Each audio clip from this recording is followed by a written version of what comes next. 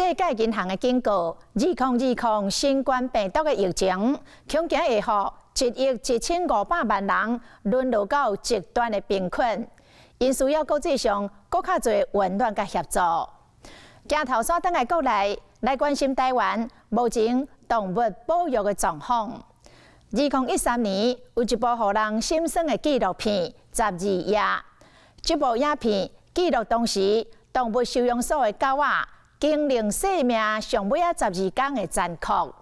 影片放映了后，受到社会注目，嘛来促成着动物保护法的修订。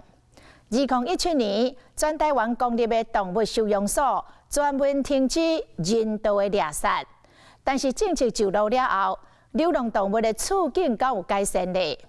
第一，这个狗仔生团的能力拔起来比例伤低；第二，收容所严重超载的难题是毋是有来解决？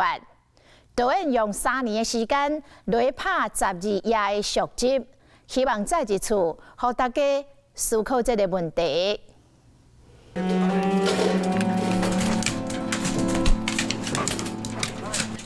看人外口的表情真哀伤，车运环境中有流浪狗，规身躯一直带流目屎一直耳，为拼命量伤痕累累，竟然为流浪狗放弃抵抗，在人处理。生命进入最后一阶段，是因共同的命运。12天无人认养，无论健康还是破病，拢需要接受安乐死。残酷的画面，让人鼻头会酸。2013年上映的纪录片《12夜》，真实记录流浪犬伫收容所内面的悲惨世界，引起各界关心。更加催生台湾的零扑杀的政策，也无结束了安乐死的悲歌，其他后遗症嘛开始啊。2015年，立法院三读通过《动保法》部分条文修正案，规定年4月份，嘉义县家条疾病防治所发生将猫狗要运到私人狗园安置的时，因为车内通风不良，一车70只猫狗有47只往生的惨案。更加时常听到公立收容所的人力无够，设备不足。是不是饿很久了吧？不然怎么可能自己吃同伴的时候？往生的狗仔，互人家互人者凶手是关做伙的狗。2017年零扑杀的政策实施后，各县市流浪动物的收容量一直增加，痛心的乱象一直发生。它们的空间都越来越小，狗群它在那么小的空间没有办法获得那么大的自由，对他们来说，其实除了长期的精神折磨以外，也无助于让他们有机会出去。2017年，中华县政府拍算伫溪州恢复园区规个流浪动物收容中心，当地居民烦恼讲会造成环境污染甲传染病强烈反对，甲动保团体人士爆发激烈的集体冲突，最后这个计划嘛无实施，流浪犬的收容中心的改建困难重重。一大堆，你想要改善，但是也改善不了。我们都不喜欢在园林收容所拍摄到的12夜这样的故事，可是他想要改建，他想要变好，我们的民情又还没有到一个可以接受这样转变的情形，所以就一切事情卡在那边，要利用公众教育来传播它。轩，公的吗？公的还是母的？母的吗？不好意思，打扰了。想请问你们家狗狗有没有做结扎？没有呢。那这个经过3档的拍片后，这12夜续集，无互人唔甘的场景，更较侪是对流浪动物议题理性的讨论。导演瑞甲团队进入全台湾11个县市，经过22300多公里，找出问题源头，带民众回到第0天。那时候是完全没有想过要拍续集的，因为第1集的那个拍摄其实很痛苦，我觉得那是会让人生病的一次拍摄。上一部应该就是让你看见问题，然后让你感同身受这个问题有多大，然后这一次的话是跟你很理性的探讨我们要怎么一起来解决。就是受伤，那条就是万寿的，刚刚有看到一个。S 型应该800至1200吧。你说全部？全部哦，全部。Oh my god！ 那应该差不多。从天堂掉地狱，受伤很大哎，有记录到已经500多只了。依照农业会统计，2018年全国无主人的狗有146773只，比前期加2万只。这是15年来新纪录。为了这个代志，有真侪民间团体拢点点在付出。台湾自然协会伫偏乡的所在，将猫甲狗拢绑起来，目前已经有42000只的狗母完成绝育。要相信动物协会一间一间去做宣导甲轰炸，以地毯式找还未绝育的狗母。有一些人会觉得，我关在笼子里面，然后养在室外，作为一只看门狗，它不需要结扎。那这样养狗方式，其实它还是有几率会怀孕，所以结扎跟教育是非常重要的2件事情。我们电影里面这些琢磨在这部分非常多。其实园林收容所它一直是非常老旧，它是有一个老旧的猪舍下去改的，偏远，墓地的中间又在垃圾场的旁边。我那时候常常开玩笑说，旁边是垃圾场，这边也是垃圾场。那边是丢你家里不要的垃圾，这边是被人家丢不要的动物。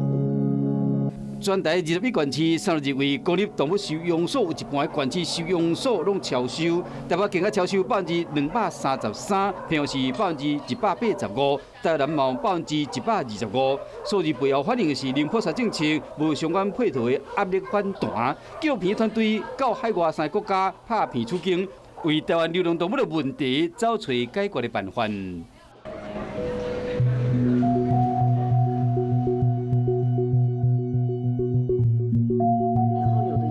我们看到这些东西，拿给建筑师他们去看，为什么要这样设计？为什么绳子会收上面？为什么怎么样？就是告诉他们有这样的动线规划。因为我们原本就得到了一个，它根本就不是用来关狗狗的地方的建筑物。去美国的时候，他跟我们讲说，比方说他看12页，他就说我以前也跟你遇过一模一样的问题，我是怎么解决的？或者是7年前我们也是这样子，后来发生了什么事情？怎么样慢慢一步一步改变？你看得到一个你这辈子有可能看到的一个进程，就是好，我努力的话，我应该可以达到的感觉。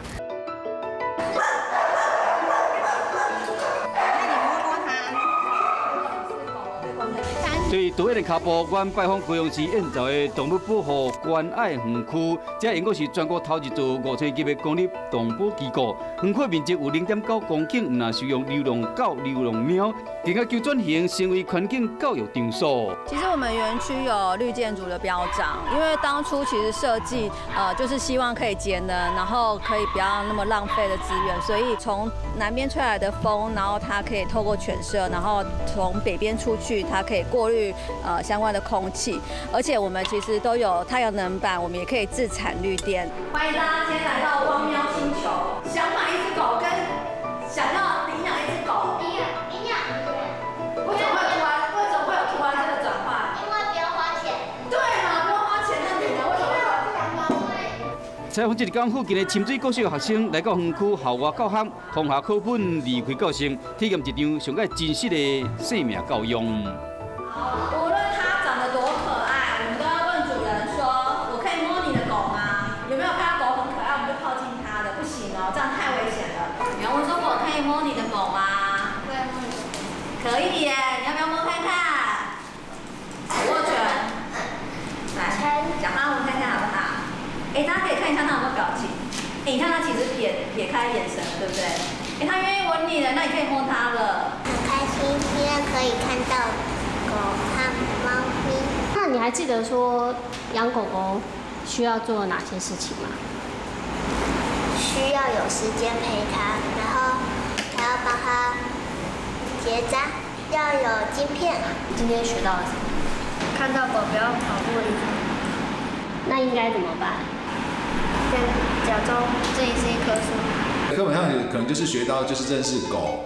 但是跟狗互动这个就可能在这个场所才学得到。学校也有一门课程叫做生命教育课程，跟我们这个关爱园区这个收容流浪狗，这个关爱生命这个是有关联的那这个的精神是一样的。还有一只睡着了，小月腿是那个，谁是谁？嘴巴前面是黑色，是谁最小啊？就是他们来园区不是认养为主，他们可能有教育宣导的部分，然后来体验就是比如说洗狗或牵狗，就是在这些饲主责任之前，他们就先去了解说这些猫狗要怎么照顾，或者是说我可能会面临什么问题，那先来体验了。我把园区改成一个以教育为中心的一个目的，那民众或者学生他进来能够有获得更正确、更快速、更好的教育的时候，他们有机会听到我们的做得有多好。那我们也有能力可以更大声说出我们其实动保处并不是邻避设施的时候，我希望最终它能够回到市区盖一个在一个社区的一个收容所，动保处2.0，对，那是我们最终的期待。收容所不是一个终点，但它也不是一个永久的牢笼，它应该是一个通道，就是狗狗进来这里，它应该很快的可以去到新家。那这是一个需要很多努力才能做到的事情，然后这个努力不只是政府要努力，我觉得民众也要努力。